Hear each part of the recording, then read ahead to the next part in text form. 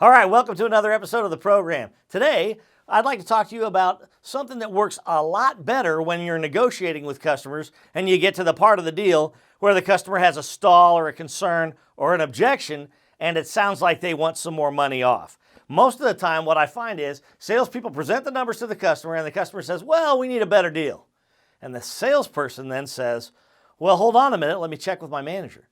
And so back to the manager's office, the salesperson goes. He says, hey man, they said they want to think about it. They're looking for a little bit better deal. They want to know if that's the best we could do. And oftentimes we're tempted in the car business to do something that's lazy and just throw a little money at the deal to make it happen. And you know, what's amazing to me is that I started in this business in 1993. And back then, they were still throwing the same amount of money at the deal that we are now. Hasn't even been adjusted for cost of living, right? Here's what it sounds like. Well, see if we can give them another $500 off. Will they do it now? Or, hey, see if they'll take another $500 for their trade. Will they do it now? I call it the $500 throw. It's just like throwing $500 at the customer. And it's been the same for years and years. It's a lazy close. And I'm not saying it doesn't work, but I am saying this. It's expensive, right? We're giving $500 of our gross profit away. Oftentimes nowadays, with real-time market-based pricing and the competitive pricing that we have on the internet, our front-end margin on a car deal might be $500. And so we end up with really low gross profits a lot of the time because in order to motivate behavior, we start fishing with some ineffective bait. Here's what I mean. Here's how it plays out. So my boss asked, if we give you another $500 for your car, will you do it today? Now the customer, having been offered $500 purely arbitrarily, with no reason for it and no logical explanation for the savings, they just think, well, that's a start.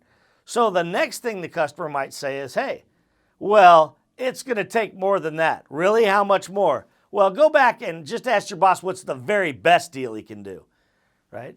See, I cracked the door open by offering $500. The customer has no idea where the bottom of this negotiation is. They don't know a good deal or how much room you've got, so they just send you back. Think about it. Put yourself in the customer's shoes. I'm sitting in the showroom. You present the numbers to me. I say, well, hesitate. And then you say, well, here's $500. Will that work? What message did you send to me? Yeah, especially if you disappeared and then came back with $500 savings. Where do I want to send you again? Oh, of course, I'd like to repeat that. Because if I send you back to the great Oz behind the curtain and then you come back to me and there's another $500, what do I want to do now? That's right, I'd like to keep pushing that button because every time you disappear and go behind the curtain, money comes my way. Why wouldn't they keep doing that? If you've ever given up a $500, $1,000, $1,500, $2,000 on a car deal and wonder why the customer still leaves and still has to think it over, it's because you're conditioning that customer by offering no real explanation for the savings. And frankly, when you negotiate with a lazy, arbitrary numerical exchange, the customer has no real reason to go ahead and stop the negotiation because there's no logic to it. So what else do you do? Well, I've got some ideas, right? The first one we're going to talk about is called the advanced ad credit, right? So here's what you say. You know, we had a meeting the other day and my manager was explaining how much it costs us to bring another customer into the dealership. Turns out when we add up our whole ad budget, and then we count the number of customers that we end up selling, it costs us about $216, right? Whatever your number is, but that's pretty close in this industry. It costs us about $216 for every customer. That's how much we spend. Now, Mr. Customer, I know you want a better deal. Let me ask you this. I'm not saying my manager would, but he might. If I propose to him, rather than spending that $216 again, to get another customer in here to look at the same car you want and have them sitting right in the same position you're in to make a car deal with them on the vehicle you'd like to buy, what if I ask my manager, hey, rather than spend that $216 again, what if we go ahead and pass that savings on to this customer?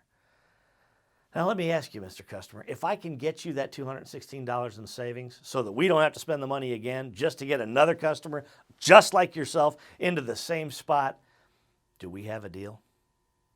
See, I offer a logical explanation, right, with the ring of truth because truth sells. and I offer the customer a real savings based on some real logic and a reason for that savings, then I framed the negotiation differently. Here, let me put it in really simple graphic terms for you, right? Here's the price we offered. Let's say that's our proposal number. And then the customer says, well, that's more than I want to spend. I want to think about it, right? And then the salesperson says, well, where do you need to be, right? And the customer says, well, ask your manager. And then you say, well, what about 500? And the customer says, well, see where the bottom is. I don't know how much a good deal is. You tell me. See the difference here? We're allowing the customer, when we ask this question, to establish wherever the floor of the negotiation is going to be. Who knows where that ends up, right? But if we give them an actual stopping point and we negotiate with a real position and say, hey, it costs us $216 every time we bring a customer in here, instead of having to spend that money again to get another person in your chair looking at your car, maybe I can get my manager to pass that savings on to you so we can sell this right now. If I could get you that $216, do we have a deal? See how I stop the bleeding? I offer a numerical concession that has a logic-based reason behind it, and I frame the negotiation differently. In this technique, now we have offered price, and then we have $216 to the floor. See? So the customer is working within that figure when I make my proposal and say, if I could, would you? So if I could get you that $216, do we have a deal? You see how I condition the negotiation? What if the customer isn't impressed with the $216, but they say, well, it'd take twice that? Instead of starting at $500 and seeing where the floor is, now I frame the negotiation so that $432 is a lot of money. You know what I mean?